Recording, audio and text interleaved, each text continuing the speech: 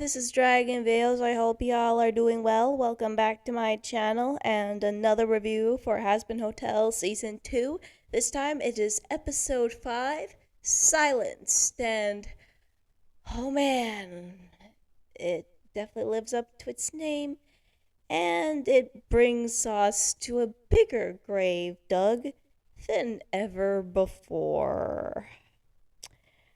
So be warned of some spoilers, and without further ado, let's begin. So the episode begins with Vox rallying all the overlords. Most of them were impressed. The only two that weren't fully on board with this was basically Zestiel and Camilla. No surprises there, considering. And of course, with Charlie, she's trying to get in contact with Emily now that Alistair has been captured, and momentarily worries about him. However, Baggy isn't as worried because, after all, this is Alistair we are talking about here. But when Baggy sees that Charlie is still trying her best, she decides to go to Lucifer to talk about the situation.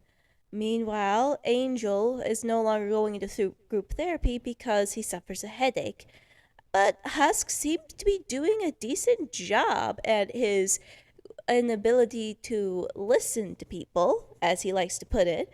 But according to Baxter, it's otherwise. When Vaggie gets over, she explains the situation to Lucifer. However, there's one teeny tiny problem with this. Cannot smite him. No, it's kind of part of the whole hell thing. You see, it isn't just a place, it's a punishment. And mine is that I'm stuck here with all these sinners, can't kill them, can't do nothing with them, so I just have to ignore them. They are all mega gross, and not a single one of them has good taste in musical things. Heaven. Why? Why? What's the whole point of him being the king of hell if you're gonna give him that limitation? Don't you realize of how much of a big freaking target you now have on your backs? Well, yes. This is definitely where the backlash is gonna come into play for Heaven's part as much as that of Hell's. Jeremy Jordan wasn't kidding when he said that Lucifer was going to pull off some stuff that was going to endanger Hell even further. However, that didn't stop Lucifer, with Vaggie's encouragement, to go over and decide to confront Vox about the propaganda. Meanwhile, Charlie finally got hold of Emily thanks to Emily finally convincing Sarah to actually get her butt down to heaven and actually talk to Charlie, which they should have done right from the get-go. Charlie came up with the idea of going over to Vox's rally in hopes of getting everything settled. However, oh boy, this is where the pain gets worse, ladies and gentlemen.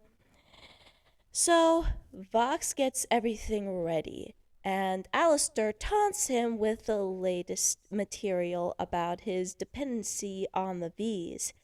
Valentino, surprisingly enough, isn't exactly happy about the situation. I mean, yes, this is probably the first time I've ever seen this Mothman be this sad and being this ticked off with Vox. Meanwhile, Vox definitely hypes up the show, but before long we are introduced with Lucifer finally stepping in and displaying his power. But this is where things take a bone-chilling turn as Vox stands there unfazed by the whole propaganda and sees right through Lucifer's BS, calls it out right in front of everyone, and then practically taunts him about Lilith. To make matters worse, when Charlie finally shows up with the angels carrying gift baskets, things go further south. He taunts them and unfortunately points out some things of you can't apologize with gift baskets sort of thing, because our lives are no more worth than that. and displays the pictures of everything that's happened in the extermination. Infuriated, Sarah finally gives off her true angelic form, which unfortunately makes things worse for everyone. Vox takes on a more menacing form and thus causing the angels to temporarily flee into heaven eh, under the proclamation of war. As a result, Charlie once again loses and goes into a full blown theory as when she learns that her father has tried to intimidate Vox, which did not pan out so well. This ultimately creates a nasty fallout for the hotel gang. The guests leaving, Vaggie having to fight with Charlie about the reality of their situation, and of course, the backlash for Lucifer finally being a dad for once, and it blew up in his face, forcing his daughter to push him away. This is a very gut wrenching ending with the gang just being shattered to pieces at the fact that now they are no deeper into war than ever before.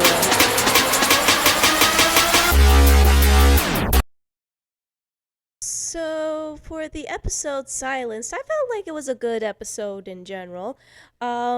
While it may come across as a little fast paced, I could still feel the political tension that comes between the angels as well as Vox. Plus, I feel bad for Lucifer, and this is also where we finally get fed up with Charlie's antics. I know she means well and that she just wants Vox to stop slandering her tell, but so far her antics have been nothing but frustrating for me. She's never thinking about the consequences. I understand the news about Serpentius, but she never stops herself to think and just keeps feeding into Vox's hands. And not coming up with a plan is probably the worst thing she's ever done. So, plus, the ending was absolutely painful to watch. She was being unfair to Lucifer as well as to Vaggie, and I don't know who should be put into the blame game here, but at this point, this was just one of the most disheartening episodes to watch in terms of plot. I'm only here for the party. MVP for this, I'd say Vaggie, Emily, and Lucifer. For Lucifer, I amend him for trying. And I mean, trying really hard to be a good dad to Charlie. It wasn't his fault that Vox somehow found out about that weakness, which unfortunately, yeah, I'm not going to spoil it. But the sad part of it all is, even when he did good, it blew up in his face. We don't know what happened between him and Lilith, but I'm pretty sure what happened with Charlie just made him feel worse than ever before. With Vaggie, I amend her for trying to help out Charlie at this point, trying to help her achieve a dream and figuring out how to take Vox down. Then, finally, Emily for just actually being the voice of reason. I mean, she had some right ideas at the beginning of the episode, going as far as including Serpentius in the meeting because he's the closest thing to a hell expert, as she puts it, or the understanding of hell's dynamic as much as possible, as well as the fact that they needed to go down to apologize and talk to Charlie. Yes, that's exactly what they had to do because Sarah was indeed avoiding the wrath of heaven. And I wouldn't exactly say it wasn't fully justified, but it didn't make anything less heartbreaking. I can't remember ever seeing power shift this fast. With all his smarmy talk. With Us was another catchy song to add it onto this list. But the thing was, though, this one definitely showed more of Vox's character of how he's able to adapt to each of the overlords. Another thing is, it's pretty interesting of how he just changes the song each time. And on top of that, it was interesting that Prick and Hatchet, the two supposed overlords that we saw fighting in season one, are actual overlords, even though they didn't attend the meeting. And you have to admit, it was pretty awkward when Vox was trying to talk to Camila and pull off some stereotypical Spanish. You'd think that after being with Valentino for an X amount of years, you'd think he'd have a better handle at Spanish and Hispanic culture by now. Populi, the people's voice. Try to picture if we could. The first half of Vox Populi was pretty good. Jeremy Jordan really put some energy in there, where it almost made us believe that if we didn't know about his little issue with sinners, we probably would have found him as terrifying as everyone else would have. But unfortunately, Vox had to ruin everything and pull off his smearing campaign once again, this time thrown at Lucifer.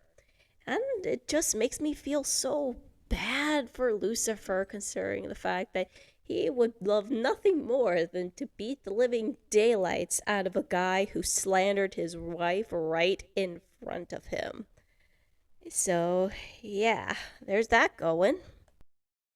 Angels tell. Oh boy. Vox is through screwing around in this song, and you can hear through the lyrics. He is definitely wanting to take charge no matter who stands his way. Hell, not even Sarah is going to stand in his way of conquest. And even though he is not doing this for the sake of heaven and hell, it doesn't change the fact that there is a lot going on and we can't help but fear the worst that is yet to come. So, what do you guys think is happening, and what did you think of this episode? Do a like and subscribe. This is Dragon Veos signing off.